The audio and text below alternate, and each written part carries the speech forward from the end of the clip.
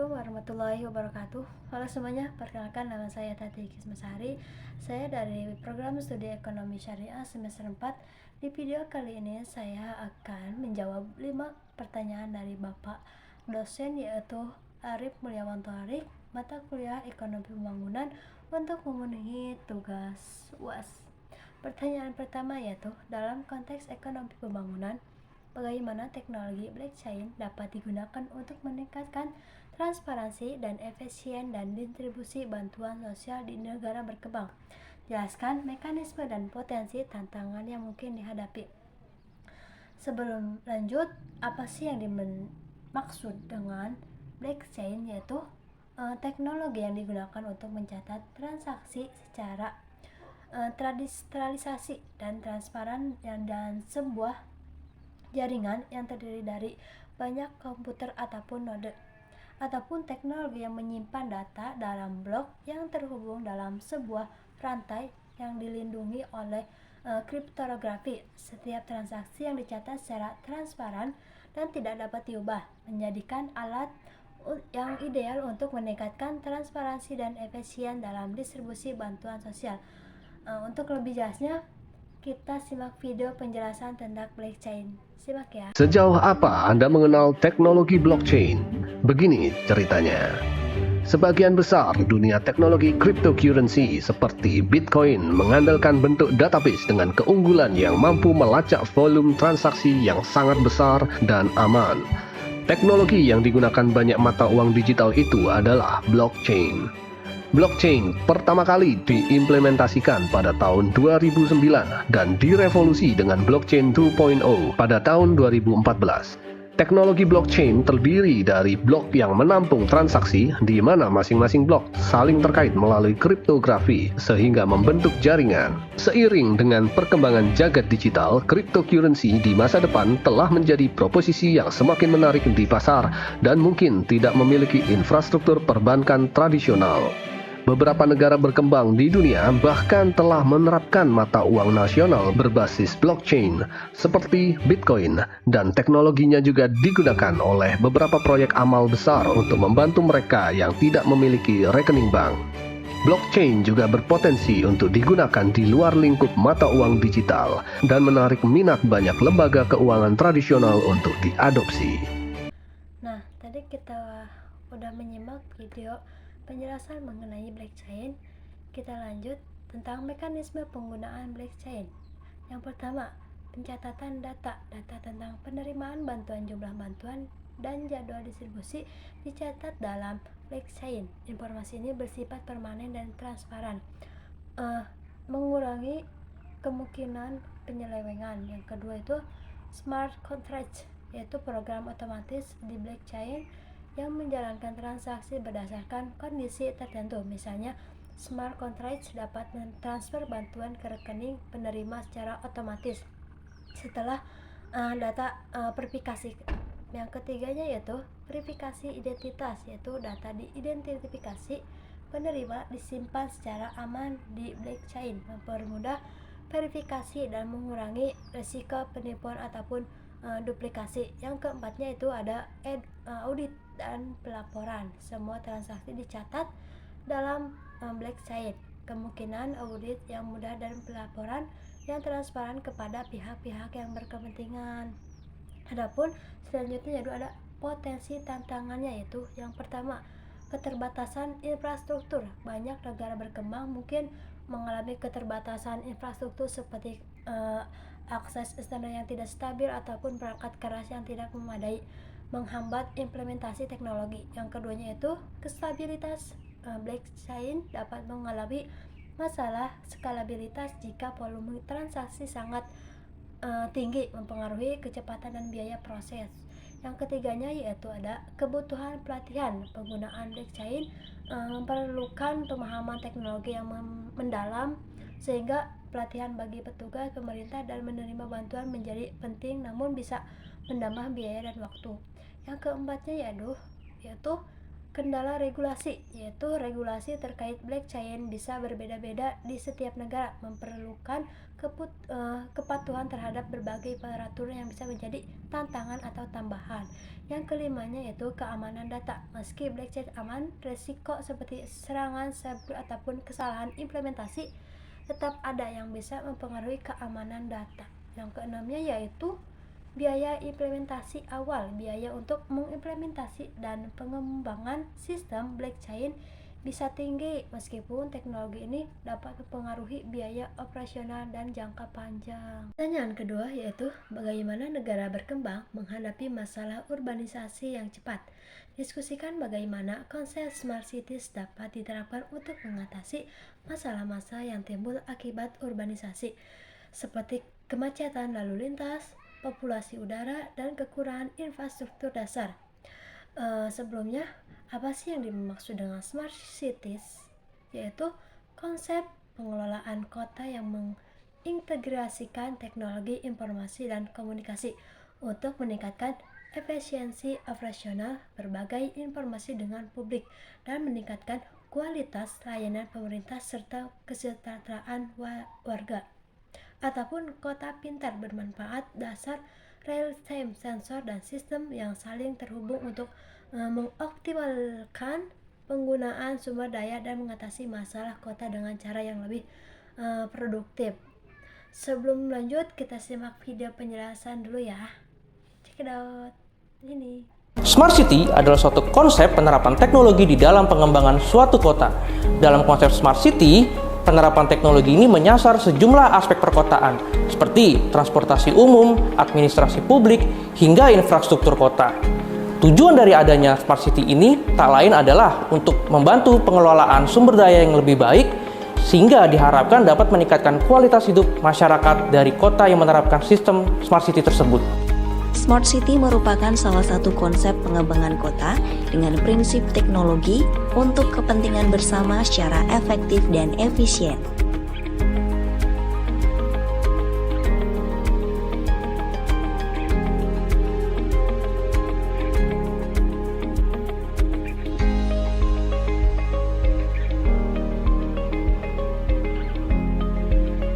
Dalam mengembangkan Smart City atau kota cerdas, idealnya ada 6 pilar yang harus dicakup. Pertama, Smart Mobility, yakni penerapan sistem teknologi informasi dalam transportasi umum.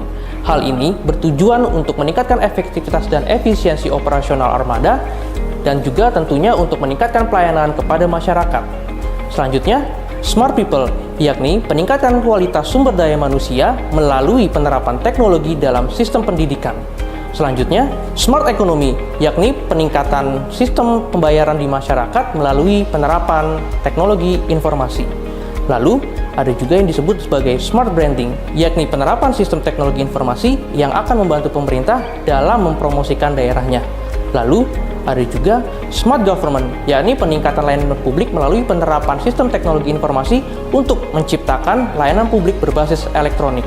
Lalu, ada Smart Society, yakni peningkatan kualitas masyarakat sehingga menciptakan suatu komunitas masyarakat yang lebih baik ke depannya. Terakhir, Smart Living, yakni peningkatan kondusivitas di dalam lingkungan masyarakat melalui penyediaan transportasi, logistik, dan juga elemen-elemen yang mendukung keamanan dalam suatu lingkungan. Teknologi canggih seperti Internet of Things, sensor kamera, big data, dan kecerdasan buatan merupakan contoh-contoh teknologi inovatif yang digunakan dalam Smart City. Teknologi-teknologi tersebut berfungsi untuk mengumpulkan data yang nantinya dapat digunakan untuk meningkatkan layanan kepada masyarakat, mulai dari transparansi informasi, kecepatan administrasi publik, peningkatan manajemen transportasi, mobilisasi, dan juga keamanan. Kita dapat mengambil contoh dari sektor transportasi, yakni diterapkannya Intelligence Transport Systems atau disingkat ITS. ITS meliputi Advanced Public Transportation Systems, Advanced Parking Management Systems, Advanced Traffic Management Systems, Electronic Payment Systems, dan yang terakhir, Autonomous Driving Systems. Autonomous connected trailers create safe, modular, and flexible vehicle convoys, adapting to transportation needs. Tentunya masih banyak manfaat lainnya yang akan dirasakan oleh masyarakat dari penerapan Smart City, yakni hadirnya layanan e-government, sistem pembayaran elektronik, sistem transportasi, monitoring keamanan, dan pembangunan smart building. Di Kota Sejong, penerapan teknologi telah mencakup berbagai aspek kehidupan, mulai dari transportasi, pelayanan publik, hingga infrastruktur kota. Sedangkan di Singapura, pemerintah Singapura telah menerapkan Smart City melalui 3 pilar yang mereka sebut sebagai Digital Society, Digital Economy, dan Digital Government. Kita kembali ambil contoh dari sektor transportasi. Dalam mewujudkan sistem transportasi pintar atau Intelligent Transport Systems, tentunya membutuhkan dukungan dari sejumlah elemen, mulai dari armada itu sendiri hingga sistem manajemen lalu lintas. Inilah yang menjadi tantangan yang harus dihadapi, utamanya dalam pengembangan sistem dan teknologi yang dibutuhkan. Itu dia pengenalan konsep Smart City. Dengan integrasi teknologi dan data, Smart City merupakan inovasi cerdas yang akan membuat suatu kota menjadi lebih baik dan bermanfaat bagi masyarakatnya. Sekian video kali. Tadi kita udah menyimak video mengenai penjelasan Smart City. Kita lanjut poin kedua, yaitu bagaimana sih mengatasi masalah-masalah yang timbul akibat urbanisasi, seperti masalah mengatasi kemacetan lalu lintas. Yaitu Smart City dapat mengatasi kemacetan melalui sistem transportasi cerdas ataupun intelligent transportasi system dengan mengintegrasikan teknologi seperti sensor, kamera, dan data GPS. Kemungkinan penantauan atau pengelolaan lalu lintas secara real time. Hal ini dapat mengoptimalkan peraturan lampu lalu lintas, mengarahkan lalu lintas ke rute alternatif, dan memberikan informasi lalu lintas melalui aplikasi ataupun papan informasi digital. Yang keduanya itu melalui transportasi publik yang terintegritas. Smart City dapat mengembangkan transportasi publik yang efisien dan integrasi, seperti bus, kereta, dan layanan rail sharing yang didukung oleh sistem tiket elektronik dan jadwal yang dioptimalkan. Hal ini dapat mengurangi ketergantungan pada kendaraan pribadi dan mengurangi jumlah kendaraan di jalan. Masalah kedua yaitu mengatasi polusi udara, yaitu Smart Cities dapat mengatasi masalah ini dengan sistem pemantauan kualitas udara, yaitu pemasangan sensor di berbagai lokasi kota untuk memantau kualitas udara secara real time. Data ini dapat digunakan untuk mengidentifikasi sumber polusi dan mengambil tindakan pencegahan seperti pembatasan kendaraan ataupun penutupan sementara sumber polusi. Yang ketiganya itu penggunaan energi terbarukan dan kendaraan listrik, yaitu Kota Pintar dapat mendorong penggunaan energi terbaru seperti tenaga surya dan angin, serta mengembangkan infrastruktur untuk kendaraan listrik. Yang keempatnya itu penghijauan kota, pengembangan ruang terbuka hijau, taman kota, dan jalur hijau di sepanjang jalan dapat membantu menyerapkan polusi udara dan meningkatkan kualitas lingkungan kota gitu. Masalah ketiganya yaitu mengatasi kekurangan infrastruktur dasar. Kekurangan infrastruktur dasar seperti air bersih, terus listrik, terus sanitasi adalah masalah utama di banyak kota yang berkembang pesat. Smart City dapat mengatasi masalah dengan manajemen air. Terus Kota Pintar dapat menggunakan teknologi seperti sensor dan data untuk memantau penggunaan air, terus mengidentifikasi kebocoran dan mengelola distribusi air secara berlebihan dan efisien. Yang keduanya itu poin kedua, jaringan listrik pintar, yaitu smart grids memungkinkan pengelolaan pasokan listrik secara efisien dengan menyesuaikan pasokan berdasarkan permintaan. Teknologi ini juga mendukung integrasi sumber energi terbaru dan meningkatkan keandalan pasokan listrik. Terus ada perencanaannya, yaitu infrastruktur yang berkelanjutan dengan menggunakan data dan analisis cerdas. Kota Pintar dapat merencanakan pembangunan infrastruktur yang berkelanjutan dan sesuai dengan kebutuhan masa depan. sehingga dapat mengatasi tekanan pada fasilitas yang dapat mengintensifikasi pertumbuhan populasi.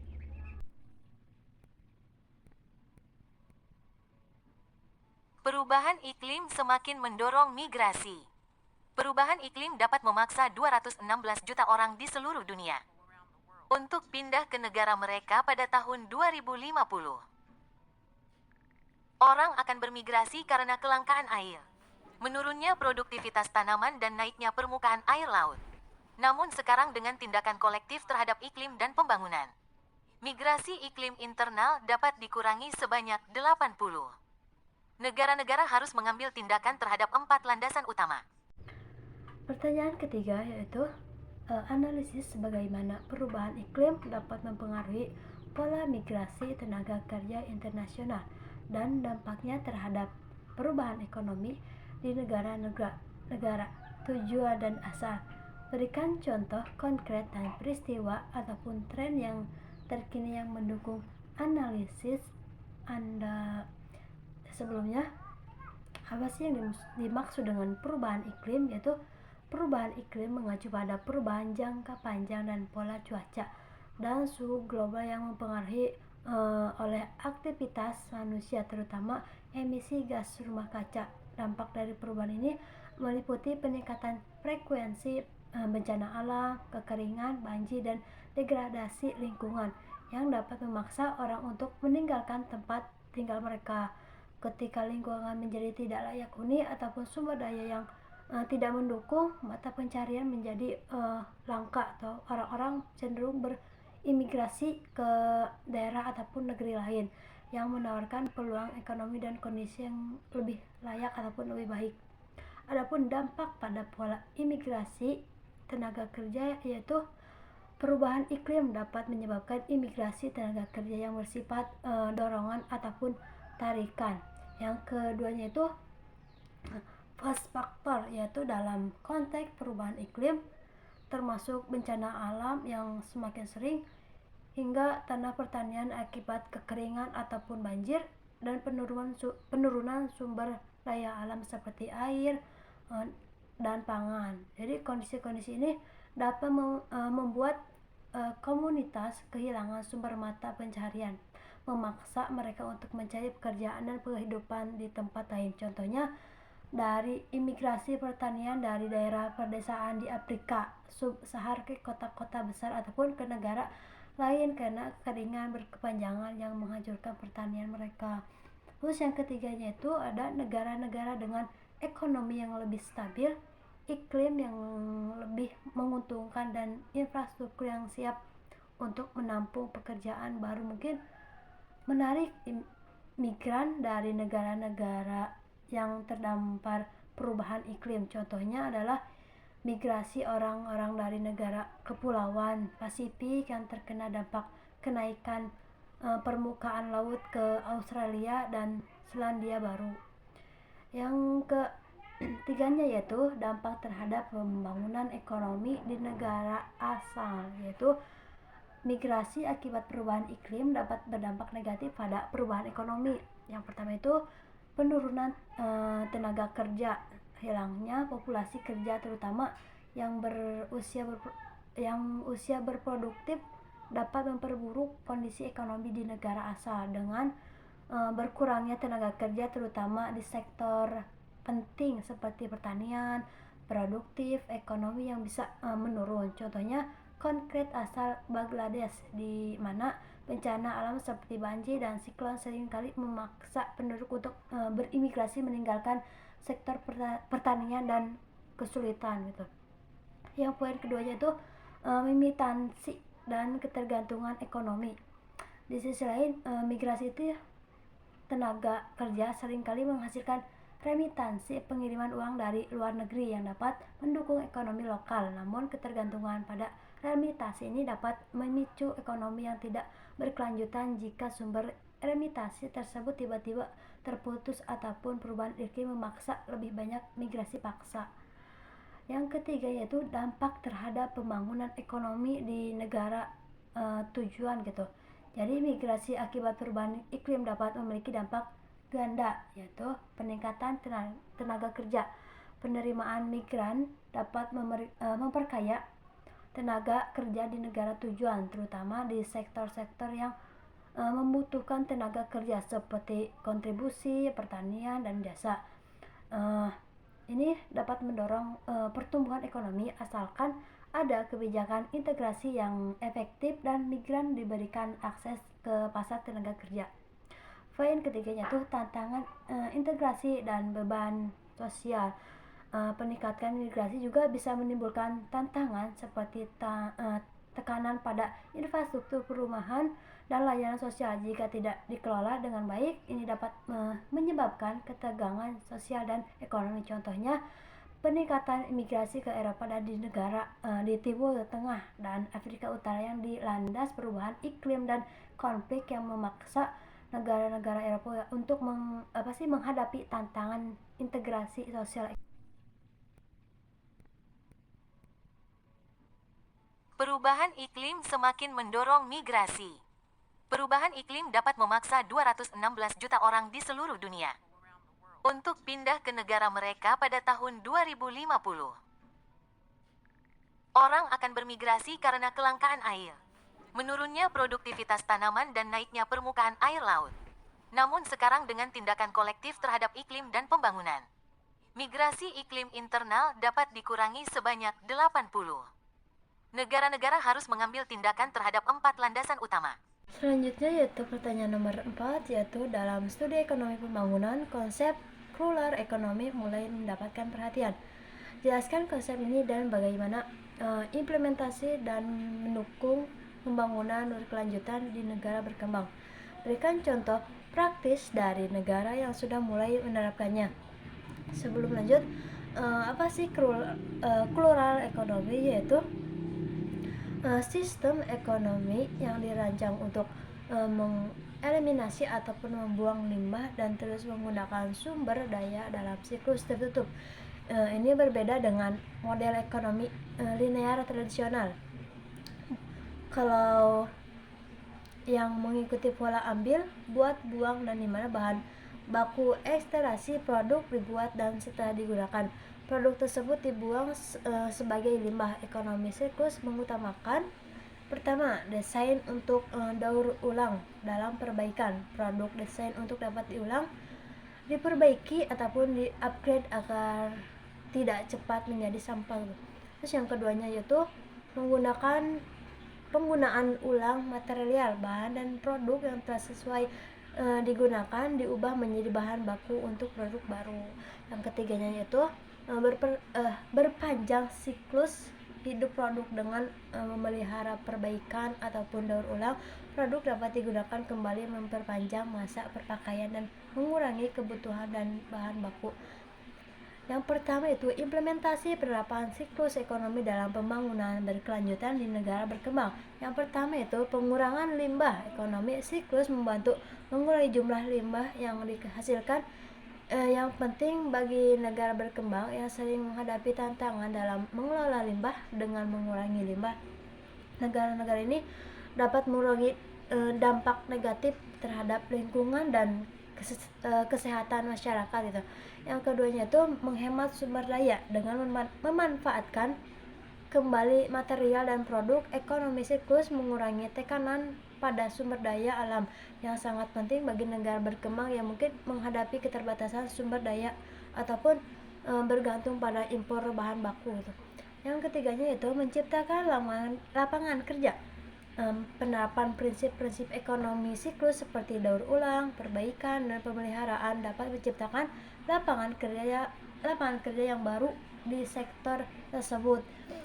Terus ini bisa sangat bermanfaat gitu di negara berkembang di mana tingkat pengangguran sering kali tinggi gitu. Yang keempatnya itu inovasi dan pembangunan teknologi ataupun pengembangan teknologi. Ekonomi siklus mendorong inovasi dan desain produk teknologi daur ulang dan model bisnis baru dan dapat meningkatkan daya saing industri lokal dan mendorong pertumbuhan ekonomi. Contoh praktis dari negara berkembang, beberapa negara berkembang telah mulai menerapkan prinsip ekonomi siklus dalam berbagai sektor. Yang pertama itu ada di Cina sebagai salah satu negara berkembang telah mengadopsi ekonomi siklus sebagai bagian dari strategi nasional. Salah satunya adalah praktis industri baja di Cina yang menggunakan scrap baja sebagai bahan baku, mengurangi kebutuhan baja biji besi baru dan energi yang diperlukan untuk proses produksi. Salah satu, Cina juga mempromosi daur ulang elektronik sebesar-besarnya, yang dimana ponsel, komputer, dan perangkat elektronik gitu. Yang keduanya yaitu ada di India. India telah mengambil langkah menerapkan ekonomi sirkular khususnya di sektor tekstil. Inisiatif seperti Fashion for Good mendukung pengembangan teknologi daur ulang tekstil dan mendorong perusahaan-perusahaan model untuk mengadopsi praktis yang lebih berkelanjutan seperti menggunakan serat daur ulang dan mendesain pakaian yang mudah untuk didaur ulang di akhir masa pakaiannya gitu. Anda kembali di Profit, dan saat ini kita akan melihat bagaimana konsep circular economy yang telah diterapkan di berbagai negara, terutama di Eropa ini, menjadi cukup pesat. Nah, akankah circular economy ini diterapkan di Indonesia? Nah, berikut liputan tim CNBC Indonesia, Safrina Nasution.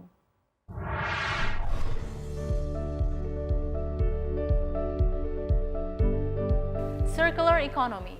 Konsep ini telah diterapkan di berbagai negara, terutama negara-negara di Eropa. Konsep ini mengusung prinsip use, return, and make. Konsep circular economy adalah konsep inovatif dan revolusioner yang menentang proses manufaktur dan konsumsi tradisional. Konsep ekonomi awam, yaitu linear ekonomi, memberlakukan produk dengan prinsip beli, gunakan, dan buang. Sedangkan prinsip circular economy adalah produksi barang dilakukan dengan mendesain material agar dapat didaur ulang, sehingga selalu ada nilai tambah dari setiap olahan yang dilakukan dan menekan residu sampah hingga nol. Kami berbincang dengan Commercial Director Asia Pacific Royal DSM Medgray. Perusahaannya telah menerapkan circular economy di dalam bisnis modelnya. Perusahaan ini menggunakan fishing nets atau jaring-jaring nelayan yang berserakan di lautan dan digunakan menjadi bahan baku surfboard atau water sport lainnya yang bernilai jual tinggi. Fishing nets is a remarkable problem that we have. The United Nations Food and Agriculture Organization have done some studies and they've found that there's over 600,000 tons of discarded, abandoned and lost fishing nets in the oceans of the world. One of our responsibilities is to try and pull those fishing nets out of the ocean and repurpose them and give them a second life, and at the same time do a great job of cleaning up the ocean environment. Sure, there is a cost to implementing new economic models, but what's more of interest to the parties that participate is that this can have the ability to be at least a US $1 trillion economic cost advantage, at least by 2025. So the opportunity is there. Tapping into that opportunity, yes, there will be a cost to it, but it's the downstream opportunity that's of most interest to everyone who can participate. Berdasarkan data Kementerian Lingkungan Hidup dan Kehutanan, Indonesia menghasilkan sampah lebih dari 65 juta ton per harinya. 16%-nya merupakan limbah plastik dan 10%-nya berupa limbah kertas. Perpres 97 tahun 2017 mengenai kebijakan dan strategi nasional menegaskan bahwa Indonesia memiliki target pada tahun 2025, 100% dari limbah dapat dikelola dengan baik, terdiri dari 30% pengurangan limbah dan 70% penanganan limbah. Lalu, bagaimana kesiapan Indonesia sampai saat ini? Karena kalau kita bicara circular economy, itu akan sulit terwujud kalau memang tidak ada change behavior dulu di awalnya. Tidak ada pembuatan sistem dulu yang disepakati oleh semua pihak. Dan itu meliputi dari pemerintah, kemudian perusahaan, sampai nanti masyarakat yang akan melakukannya gitu. Karena kan sekarang ini udah banyak suara-suara yang zero waste movement, kemudian zero waste lifestyle. Nah, kurang lebih itu sebenarnya prinsip circular economy juga gitu loh. Konsep circular economy sangat krusial diberlakukan karena dapat memaksimalkan efisiensi penggunaan sumber daya dalam menopang ekonomi berkelanjutan dan kondisi kehidupan di masa depan. Masih banyak PR yang harus dibenahi Indonesia agar siap menjalankan circular economy. Pertanyaan kelima yaitu pertumbuhan ekonomi seringkali diukur melalui PDB yaitu produk domestik bruto. Banyak ekonomi berpendapat bahwa PDB bukanlah indikator yang memadai untuk mengukur kesejahteraan. Diskusikan alternatif indikator yang dapat digunakan untuk mengukur kesejahteraan dalam konteks pembangunan ekonomi dan berikan argumen mengapa indikator-indikator tersebut lebih komprehensif. Untuk mengukur kesejahteraan dalam konteks pembangunan ekonomi, beberapa alternatif indikator yang lebih komprehensif daripada PDB, salah satunya yaitu pertama, indeks pembangunan manusia, yaitu menggabungkan kesehatan, pendidikan, dan pendapatan untuk memberikan gambaran kesejahteraan yang lebih holistik gitu. Yang keduanya itu ada indeks kebahagiaan dunia, mengukur kesejahteraan subjektif berdasarkan kebahagiaan individu yang mencerminkan kualitas hidup secara emosional dan psikologis. Yang ketiganya yaitu indeks kesejahteraan ekonomi berkelanjutan, memperhitungkan dampak lingkungan, ketidaksetaraan, dan aktivitas non-ekonomi untuk memberikan pandangan yang lebih realitas tentang kesejahteraan. Yang keempatnya yaitu indeks kemajuan sosial, mengukur kebutuhan dasar manusia, fondasi kesejahteraan, dan peluang mencakup aspek sosial yang mempengaruhi kualitas hidup. Yang kelimanya itu ada Gross Notion Happiness atau HNH, mengaku keseimbangan antara kehidupan material dan non-material, mencakup domestik, spiritual, sosial, dan budaya. Argumen saya, mengapa indikator-indikator ini lebih komprehensif, karena mereka tidak hanya fokus pada output ekonomi tetapi juga mempertimbangkan berbagai faktor lain yang mempengaruhi kualitas hidup secara keseluruhan, termasuk kesejahteraan, pendidikan, lingkungan, kebahagiaan, dan hak asasi manusia. Hal ini memberikan pandangan yang lebih menyeluruh tentang kesejahteraan masyarakat daripada yang dapat diukur oleh PDB saja.